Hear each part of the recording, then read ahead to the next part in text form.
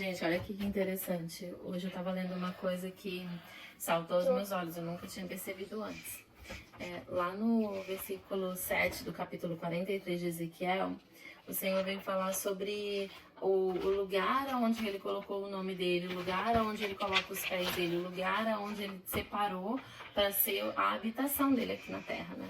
E aí ele vem falar das iniquidades que têm acontecido nesse lugar e como ele tem se enfurecido com isso e como ele vai resolver essa situação. E aí ele dá alguns hints, algumas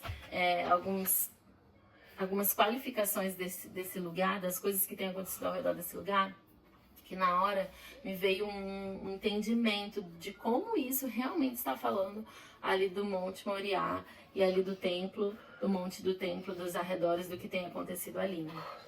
Então, lá no capítulo 43, lá no versículo 7, fala assim, ó: Filho do homem, este é o lugar do meu trono e o lugar das plantas dos meus pés, onde habitarei no meio dos filhos de Israel para sempre.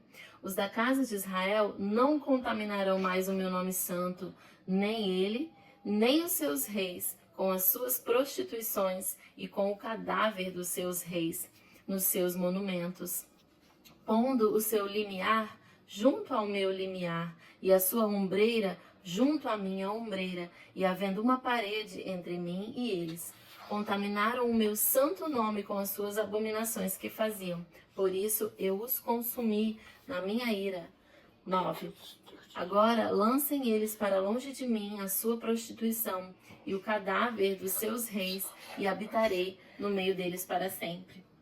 Então, ele vem falar aqui que eles colocaram entre o que é santo de Deus e o que é profano somente um muro para dividir, né? Entre o meu limiar e o seu limiar, entre uma ombreira e a outra ombreira, só tem um muro de divisão, e com isso eles profanam o meu nome.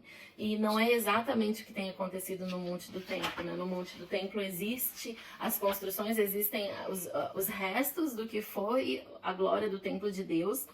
E por uma parede, alguns passos, existem o shrine, né, dos Muslims, as mesquitas, né? Existe toda essa idolatria que acontece ali dentro, a idolatria da morte, todo esse tipo de ensinamento que é ensinado ali, que é totalmente oposto à palavra de Deus, né? E não só isso, ele vem falar desses reis, né, da prostituição dos seus reis e dos cadáveres, né. E a palavra reis aqui é uma coisa muito interessante, porque ele tá querendo dizer dos seus rulers, né, quem é rei, ele rule. E ali no Temple Mount, quem reina ali, quem rule ali, é o Waqf, que é uma espécie de serviço, uma espécie de soldados do reino da Jordânia, né, que são muçulmanos. Então, na verdade, quem tem autoridade ali sobre o Temple Mount são os muçulmanos. Por isso, os judeus só podem entrar por alguns portões, só podem subir ao templo, né, ao monte, em alguns horários de alguns dias, e também juntamente os cristãos, mas os muçulmanos não, eles têm acesso total, qualquer hora, dia e noite, eles podem passar o dia inteiro ali, porque ali estão os sites sagrados deles, né? Então, quem tem autoridade, quem são os rulers, quem são os kings ali, são os muçulmanos. E aqui o Senhor está falando que a casa de Israel que ele não vai mais permitir que a casa de Israel contamine o meu nome santo, nem eles, nem os seus reis, nem os seus rulers, com as suas prostituições, porque Israel prostituiu a autoridade que Deus deu para eles, concedendo a autoridade do templo aos muçulmanos, porque eles ganharam acesso, eles ganharam autoridade sobre Jerusalém na guerra de 1967, eles conseguiram acoplar isso ao território de Israel pela guerra, de forma justa. E não só de forma justa, é uma promessa que Deus deu de que eles herdariam essa terra. Mas eles abriram mão, né, numa concessão, de que uma entidade de fora pudesse regulamentar todo o status daquela região. Então eles se prostituíram. Então Deus está aqui falando, ó, essas prostituições, nem vocês, nem os reis de vocês, que são as pessoas que estão ruling sobre vocês, porque vocês mesmos decidiram, vocês mesmos deixaram, vocês não vão mais profanar o meu nome.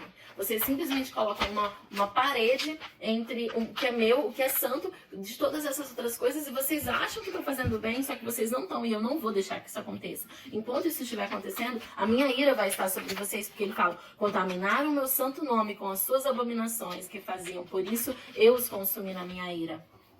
E um outro ponto muito interessante, que às vezes não é muito discutido, e que, uau, essa palavra foi muito maravilhosa, é que do lado de fora do monte, do lado east, do lado leste, o portão leste, que é o portão, o Beautiful Gate, que é o portão belo, que é o portão, o Double Gate, que é o portão das portas duplas, ele tá shut. Ele foi construído toda uma barreira para que ele não pudesse ser aberto. Isso também é bíblico, e eles fizeram isso realmente de uma forma proposital, porque tem esse entendimento de que o Messias ele vai voltar, do jeito que o Espírito Santo ele partiu por aquele portão em direção ao Monte das Oliveiras. Quando o Messias voltar, ele vai entrar por aquele portão. Então aquele portão está fechado, está construído, está selado exatamente para impedir a volta do Messias, né?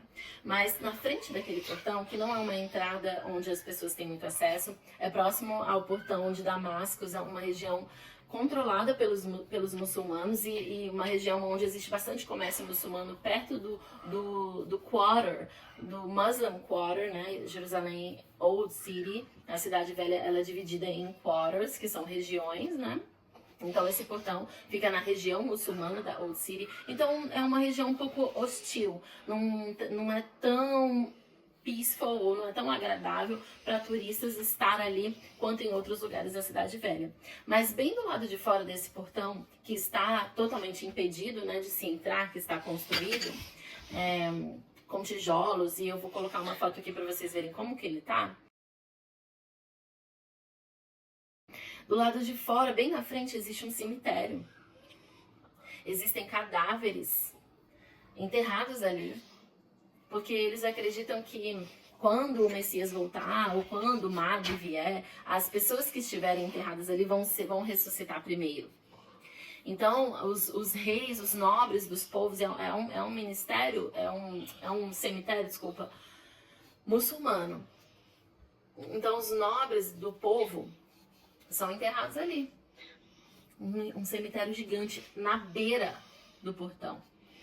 Eu tive a oportunidade de visitar esse lugar uns anos atrás, e com pessoas de Deus, e nós queríamos muito orar ali, e não é muito fácil acesso, né, exatamente por ser um cemitério muçulmano, mas nós nos cobrimos e entramos ali meio que escondido, e fomos até o portão para colocar as nossas mãos no portão, e para chegar lá nós tivemos que literalmente pisar em cima dos túmulos, porque está na beira do portão.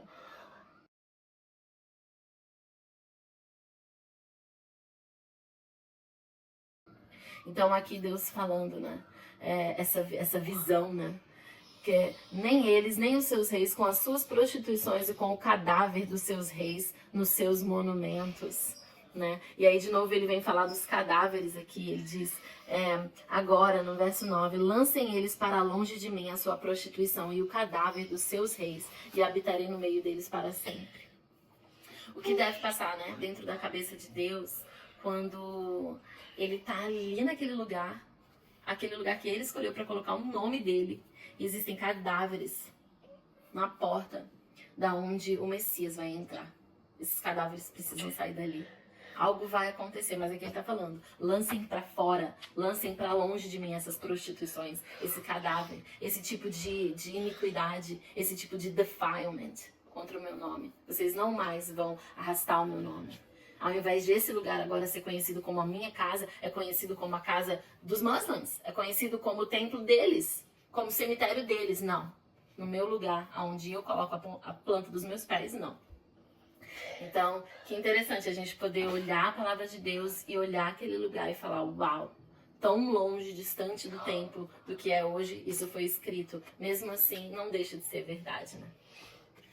Então, que seja um entendimento pra gente, que seja um conhecimento de que as coisas que são escritas aqui, elas são real, elas são verdade. E Deus pode abrir os nossos olhos para que o que a gente lê aqui não sejam coisas aleatórias que a gente não consiga entender, mas que sejam coisas que fazem sentido pra gente aplicar e confiar na palavra de Deus que não falha.